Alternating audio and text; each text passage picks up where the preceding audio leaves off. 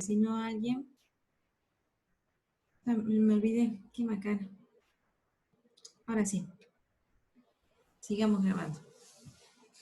Si alguien va a querer ver esta clase, va a empezar a verla desde ahora, pobre. Bueno, ese sería el teorema de cambio de variable acotada. De nuevo digo, tiene dos hipótesis y si se cumplen estas dos hipótesis, tenemos esta tesis, que de delta se deduce Q', donde Q' es lo que está ahí relatado. Ahora, ¿qué es lo que vamos a hacer nosotros? Lo primero que vamos a hacer es, fíjense en como nosotros tenemos una flechita, vamos a empezar, vamos a asumir el antecedente de esa flechita como hipótesis. Entonces hacemos un tab hacia la derecha. Vamos a escribir para todo x, para todo y, x por y igual a y por x. Ese va a ser el paso 1 y el paso 1 va a estar justificado como hipótesis. Ahora, el paso 2, aquí, a mí me gustaría cambiarle el nombre a la variable acotada y. Entonces, yo voy a escribir esto, miren chicas. Para todo x, para todo y1, x por y1 igual a y1 por x.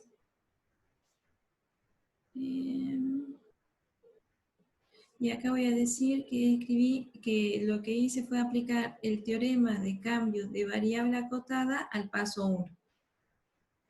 Eso vamos a decir, pero cuando nosotros digamos que aplicamos el teorema, tenemos que indicar las hipótesis, cómo se cumplen las hipótesis y por qué puedo concluir la tesis. ¿Me explico ahí, chicas?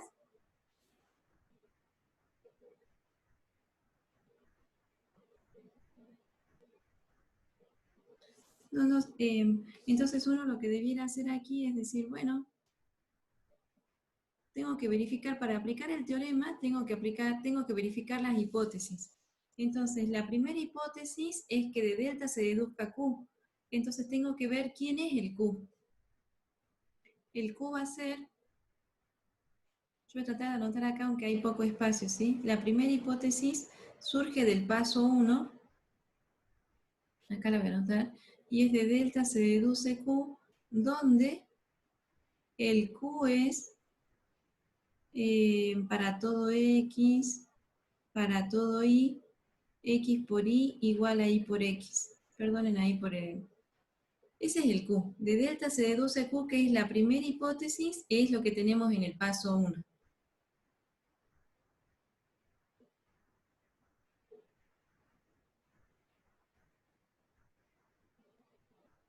¿Hasta ahí estamos?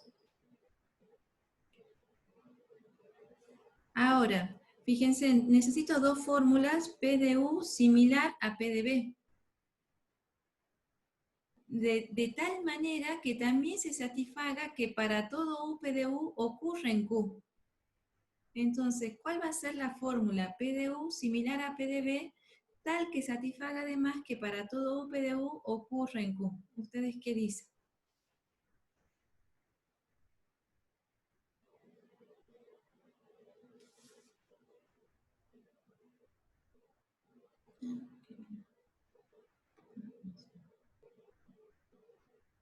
Nosotros tendríamos, P de U podría ser para todo Y, X por Y igual a Y por X, y P de B sería para todo Y1, X por Y1 igual a Y1 por X.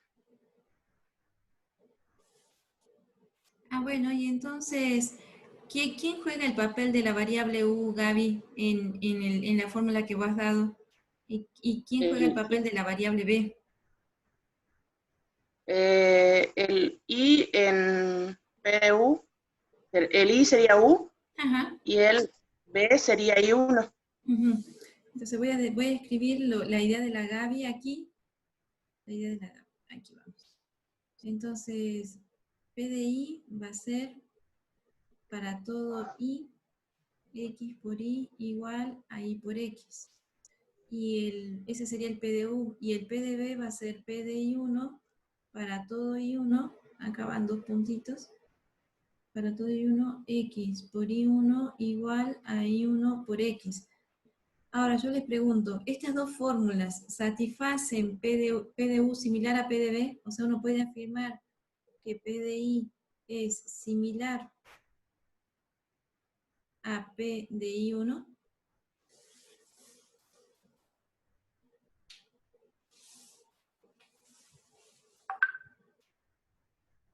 ¿Qué dicen ustedes? Que sí, sí satisface las tres. ¿Se cumple que son similares? Sí,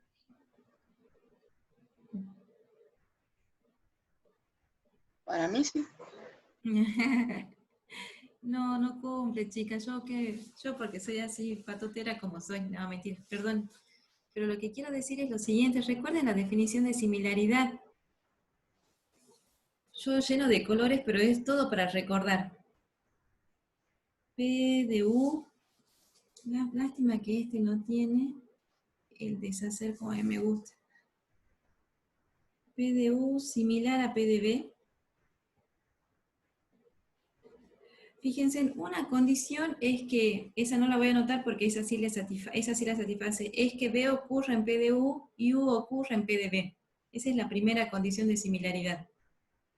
Entonces, perdón, no sé qué dije, lo digo de nuevo. La primera condición es que B sea libre en P de U y que U sea libre en P de B.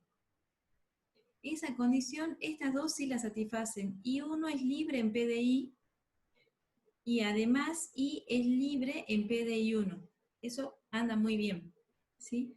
Pero fíjense en la otra condición es que cuando uno pueda calcular en PDU, yo coloque B en el lugar de U, B en el lugar de U obtenga PDB. Y de la misma forma, cuando en PDB ponga U en el lugar de B, obtenga PDU. Entonces yo les pregunto, ¿este reemplazo puede hacerse? En nuestro caso sería preguntarme si yo puedo hacer en P de I, puedo reemplazar I1. ¿Eso se puede hacer? Y en I1, ¿puedo poner el I?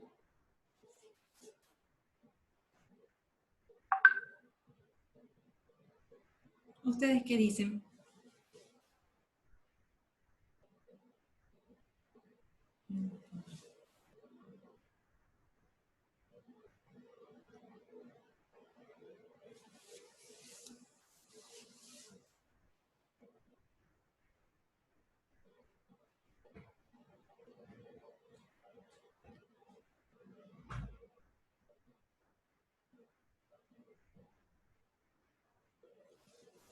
Chicas.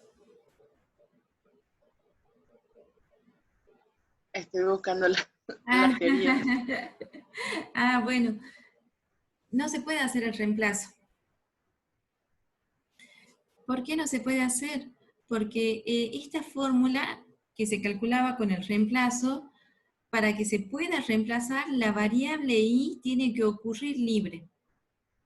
Entonces, ahí donde la variable I ocurre libre, yo puedo poner el I1. Y de la misma forma, acá abajito, la variable I1 tiene que ocurrir libre para que yo pueda reemplazar en ese lugar. Fíjense en que tanto en PDI como en PDI1, I como I1, ambas suceden acotadas. Entonces, estos reemplazos no se pueden calcular. ¿Están de acuerdo, chicas? sí, profe. ¿Sí? Bien. Sí, profe.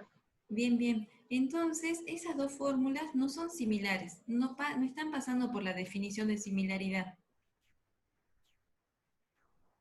Profe, ¿lo puedes repetir de nuevo por qué no se podía hacer reemplazo? Claro, porque sí, Anita, porque para poder realizar el reemplazo, la definición nos dice que esta fórmula PDI1 barra I, es una nueva fórmula que se obtiene al reemplazar I1 por I en aquellos lugares donde la variable I ocurra libre. Entonces yo miro la fórmula PDI y busco algún lugar donde I ocurra libre. No hay lugar. la variable i ocurre acotada. Entonces no puedo calcular esta nueva fórmula. ¿Sí? Lo mismo que aquí.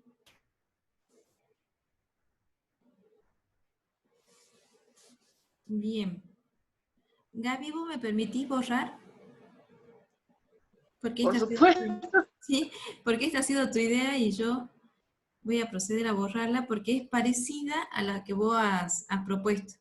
Fíjate que acá si uno saca esto y saca esto, así, bueno, no, control Z. ¿Dónde estaba el 1? Aquí.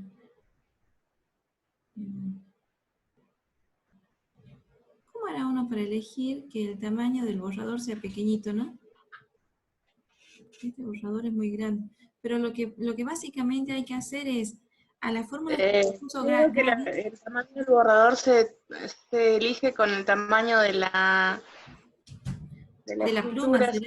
Está bien. Sí. Entonces, si yo... Ah, no, también se me borró. Bueno, pero lo que quería decir yo era lo siguiente. Observen las mismas fórmulas que propuso Gaby y quítenle los cuantificadores. O sea, propongamos nuevas fórmulas que son parecidas a las que propuso Gaby, pero sin cuantificadores. Ahora les pregunto, ¿esas dos fórmulas son similares?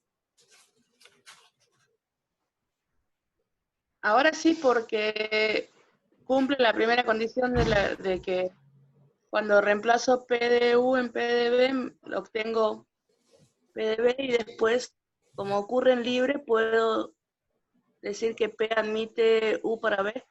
Genial, está muy bien. Sí, sí. Así, sin cuantificadores. Y eso es lo que nos tenemos que acordar siempre. Cuando uno mira similaridad, las variables respecto de la cual está mirando similaridad tienen que ser variables libres. Si son acotadas ya no tienen chance de pasar por la definición. Sí, de eso sí nos tenemos que acordar. Entonces acá yo puedo decir PDI es similar a PDI1. Eso sí se satisface. Hacemos esto y hacemos esto. Este de aquí. ¿Por qué sigo con el borrador?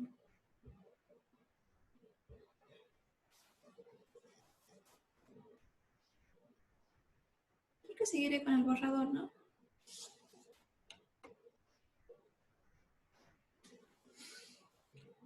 A ver, para que se confunda, hagamos otra cosa. Aquí.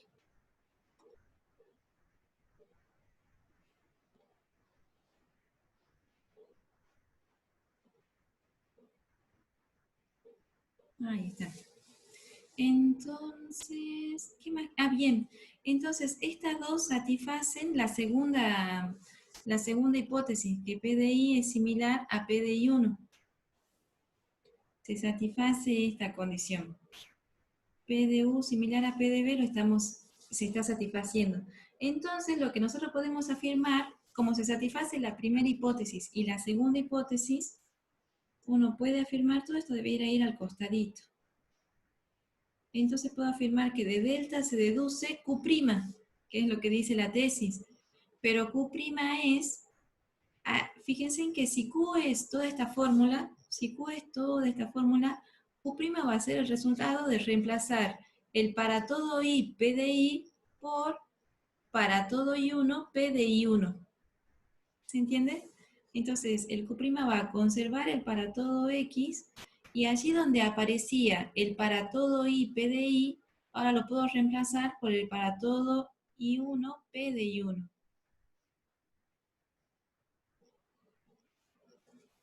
¿Sí? Eso es lo que dice acá. Q' se obtiene al reemplazar el para todo U PDU en Q por para todo B PDB. Y esta tesis es la que justifica el paso 2, este que está acá. Esta tesis.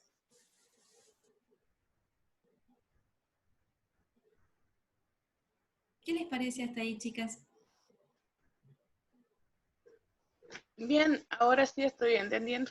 Ah, muy bien, muy bien. ¿Qué más les iba a decir? Me perdí aquí en el pensamiento. Ah, bien. Lo que quería decir yo acá es... tenemos que volver a aplicar el teorema de cambio de variable acotada, pero ahora tenemos que aplicarlo para cambiar el nombre a la variable x. Ahora quisiera llamar x1 a x. ¿Sí? Entonces, voy a borrar todo lo que está en azulcito, que es la explicación del paso 2. Todo lo que está en azul es la explicación del paso 2. O sea, según como nosotros veníamos haciendo en teoría o en las presentaciones, acá en el paso 2 es donde se tiene que abrir la explicación con una llave o algo así. Bueno, voy a borrar y vamos a pasar al paso 3.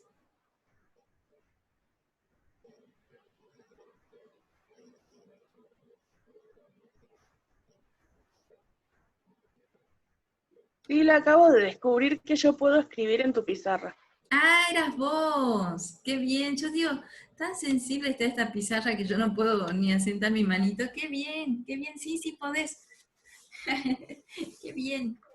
Estamos como los chicos en el Zoom del colegio, están tocando todo. ¡Qué bien! No, lo que pasa es que me aparecía el lapicito abajo y yo decía, ¿para qué me aparece el lápiz si está escribiendo ella? Por eso hice la raya a ver qué pasaba.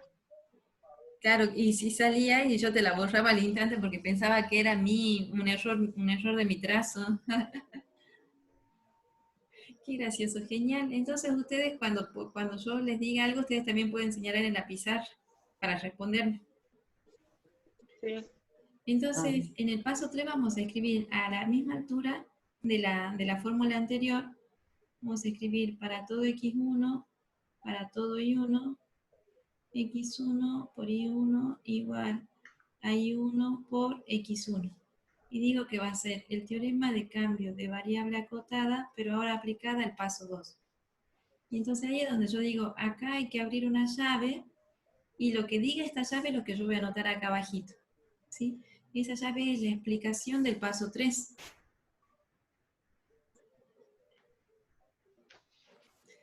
Entonces, acá escribo la llave, ¿no? Entonces, la hipótesis que de delta se deduzca Q se cumple en el paso 2 y tengo que decir que entonces, ¿quién es Q? Bueno, Q es lo que yo tengo en el paso 2. Para todo X, para todo Y1, X por Y1 igual a Y1 por X. Ese es Q.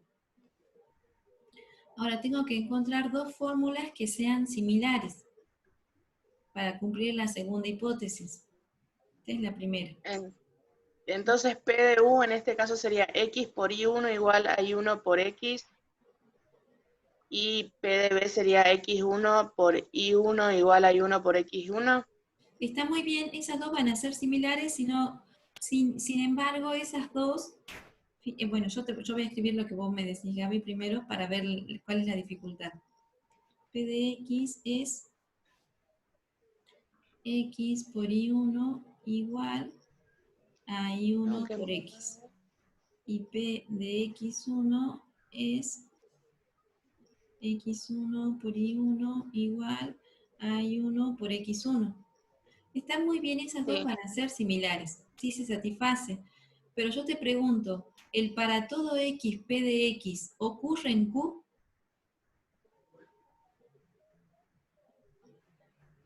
Porque eso también tiene que pasar, mira, en Q tiene que ocurrir el para todo U, P de U. Entonces en nuestro caso tiene que ocurrir el para todo X, P de X.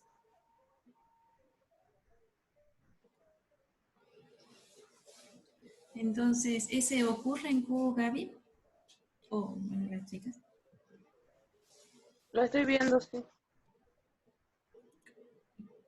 ¿Cómo, perdón, Gaby? Lo estoy viendo. Tengo que P de U.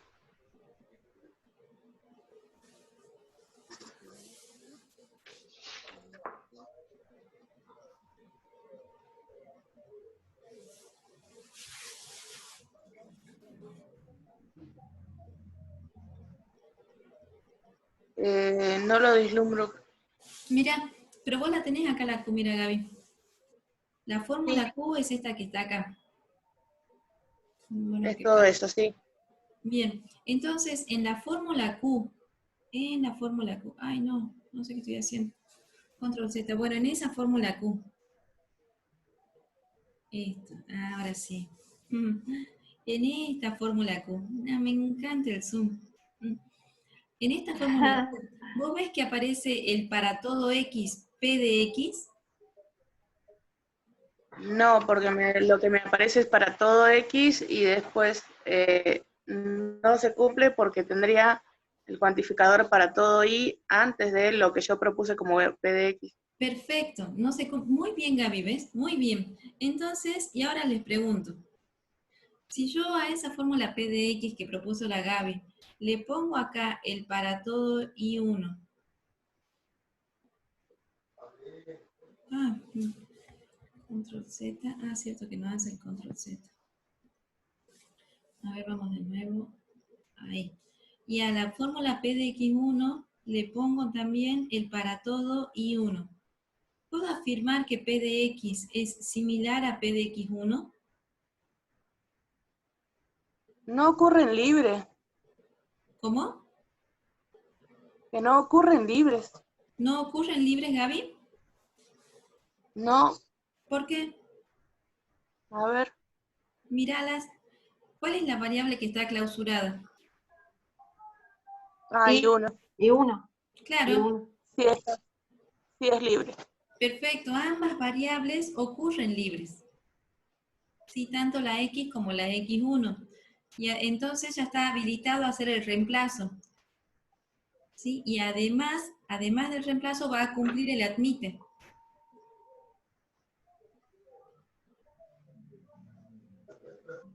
Se entiende eso, chicas? Sí, sí. Perfecto, entonces P de X es similar a P de X1. Nosotros lo afirmamos si se cumple. Por lo tanto, se va a cumplir la tesis. Luego, nosotros podemos afirmar que de delta se deduce Q', donde Q' es prácticamente la misma que U, pero tengo que reemplazar donde diga para todo X, P de X, tengo que poner ahora para todo X1, P de X1. ¿Sí? En Q yo tenía para todo X, P de X. Ahora tengo que escribir para todo X1, P de X1. Donde Q' es para todo X1, P de X1.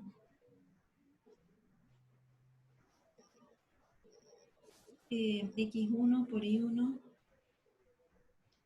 igual a Y1 por X1. Listo. Y todo esto que está escrito aquí es la justificación del paso 3.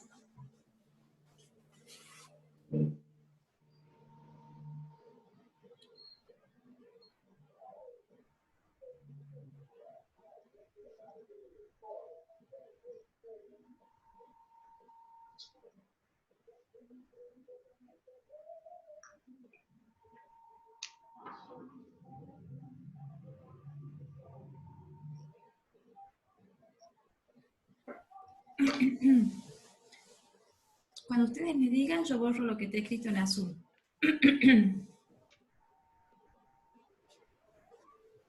Está bien.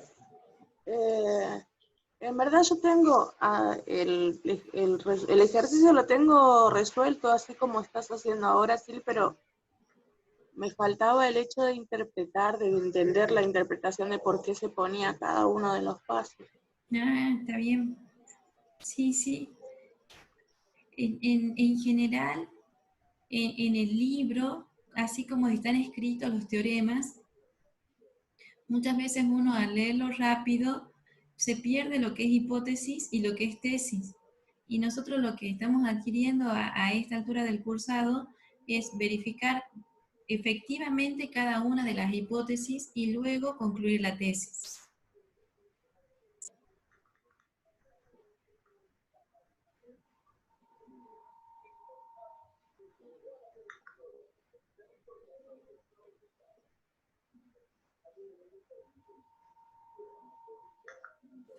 Ahora nos faltan todavía como como 2 o 3 pasos. No, a ver, ahora vamos a ir viendo.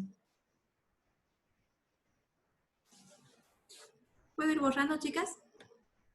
Se borra todo. Sí, profe. ¿Sí? Bueno. Entonces, ¿qué les puedo decir? Me encanta este cosito. Mm.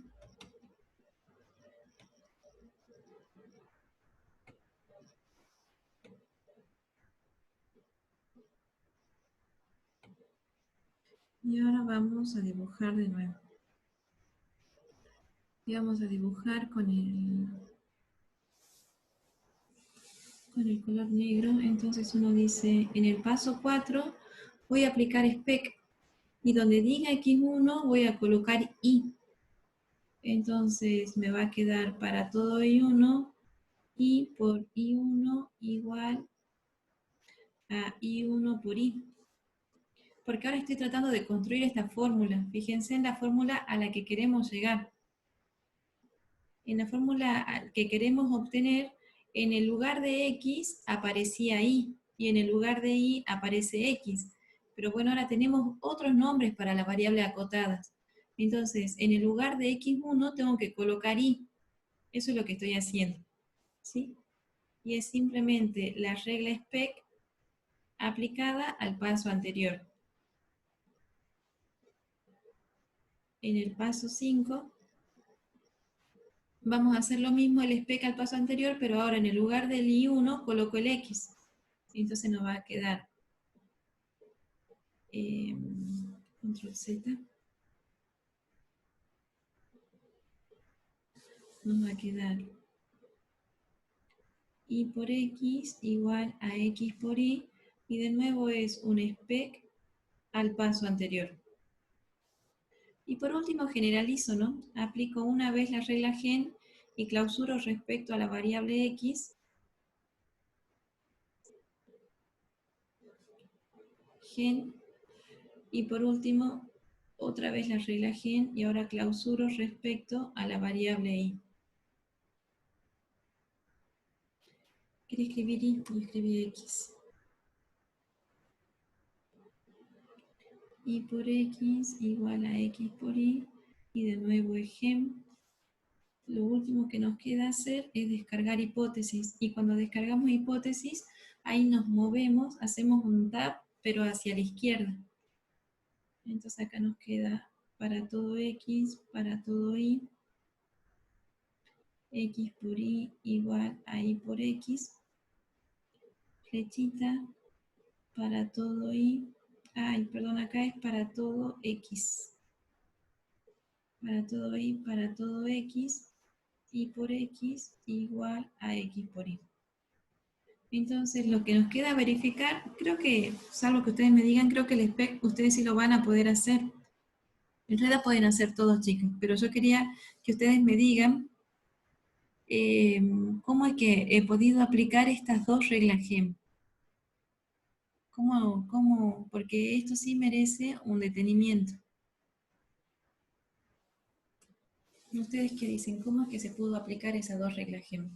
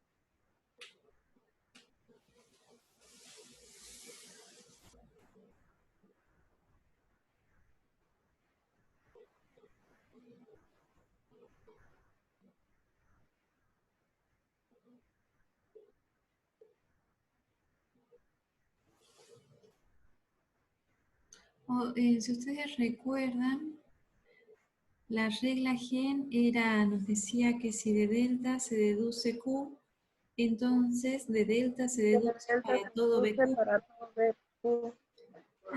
Supuesto que B no es libre en delta. Perfecto, muy bien. Y ahí era donde, antes de la regla gen, nosotros habíamos definido qué quería decir que una variable no sea libre en un conjunto de hipótesis. Que la variable no sea libre en un conjunto de hipótesis quiere decir que no sea libre en ninguna fórmula que está en ese conjunto. Entonces, uno mira el conjunto de hipótesis. Fíjense acá, a la altura de cualquiera de estas dos reglas gen, en cualquiera de las dos, el conjunto de hipótesis es el que está formado por el paso 1, porque es la única hipótesis que hemos asumido.